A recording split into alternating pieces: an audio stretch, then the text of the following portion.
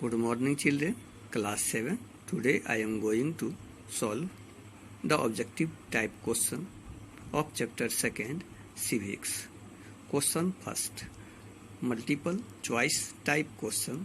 The central features of democracy is equality, liberty, justice and fraternity. The answer is equality means B. Now come to question second.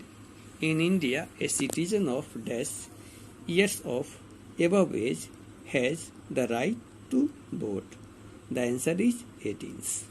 हमारे देश में लोग 18 या 18 से ज़्यादा साल के लोग वोट दे सकते हैं, जैसा कि आप सभी जानते हैं.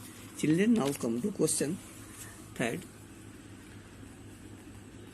The policy that has contributed to the upliftment of scheduled caste in India is first, equality, second, Dalit, third, protective discrimination, and fourth, special privilege. The right answer is equality. First, A. Which one of the following has been made punishable by the Constitution of India? First, rule of law.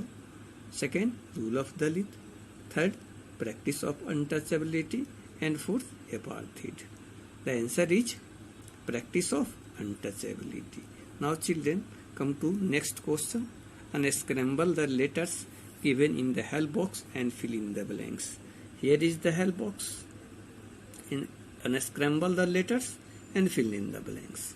The first question is, dash is an important aspect of all democracies. Equality. Second, dash was given to imprisonment as he opposed dash region.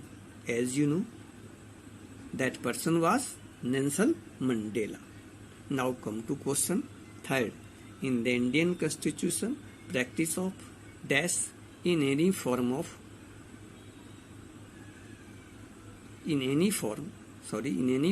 is dash prohibited. The answer is untouchability. Now come to question 4. Dash help in the smooth functioning of democratic institution. Now children, the rest is judiciary. So therefore, judiciary is the answer of fourth fill in the blanks. Now children, come to question C. State whether the following statements are true or false. First question, in India, citizens above the age of 21 years have the right to vote. This statement is false. It is 18 years. Now come to question second. In India, no person is above the law. This statement is completely true. Now come to question third. Civil servants are members of the ruling party. No, civil servants are not the members of ruling party. This statement is false. They are appointed on the basis of commission. Now come to question fourth. South Africa became independent in 1994.